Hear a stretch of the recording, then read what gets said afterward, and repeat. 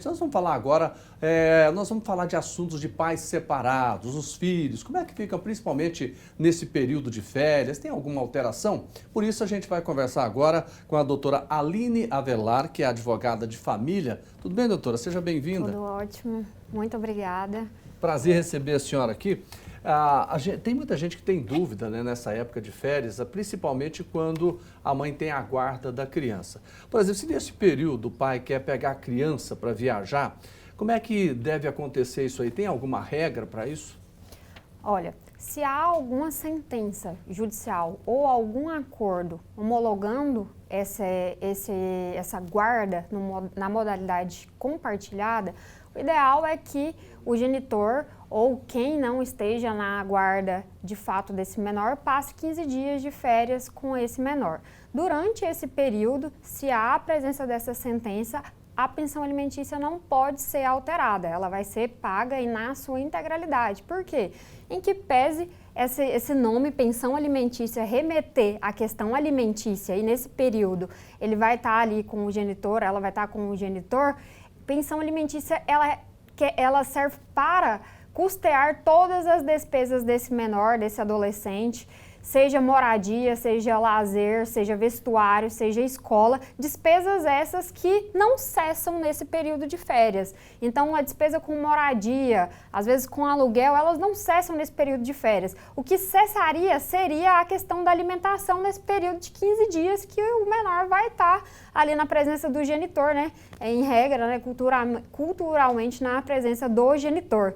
Mas a pensão ela tem essa característica de incompensabilidade e irrenunciabilidade, ou seja, ainda que esteja ali 15 dias na casa desse genitor, não tem como compensar esse valor que ele vai estar ali gastando, né, nesse momento, nesses 15 dias. Então, não pode ser descontado esse valor da metade aí da pensão, né? Aproxima esse período, as pessoas têm sempre essa dúvida, ela precisa ser paga em sua integralidade. A senhora falou em dúvida, quais são as outras dúvidas que normalmente as pessoas têm em função de férias quando os pais são separados? Olha, a questão da guarda, né? Às vezes essa guarda aí, na sentença não ficou bem delimitado qual seria o primeiro período. Fica com o pai os primeiros 15 dias, fica com a mãe os primeiros 15 dias. Se não estiver na sentença ali dizendo que os primeiros 15 dias fica com o genitor e a segunda quinzena com a genitora, é ideal que esses pais cheguem a um consenso aí.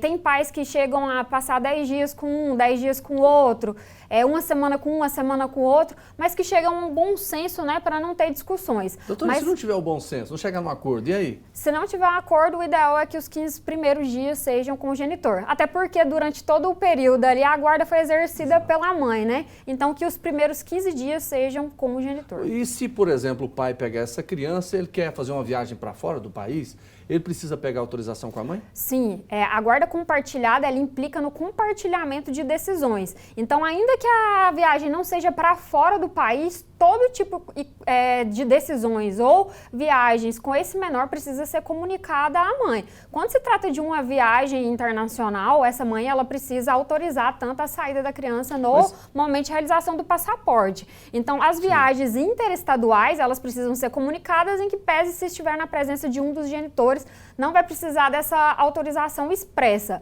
mas precisa sim comunicar a outra parte. Aí a senhora falou, internacional precisa da autorização expressa, agora, se for para a praia ou para Araguaia, só autorização verbal mesmo. Precisa da comunicação, né? Nada de sair por aí, ainda que seja ali em Caldas, nada de sair por aí sem avisar a mãe que esse menor vai viajar, né? Eu acho que é um direito ali recíproco, né?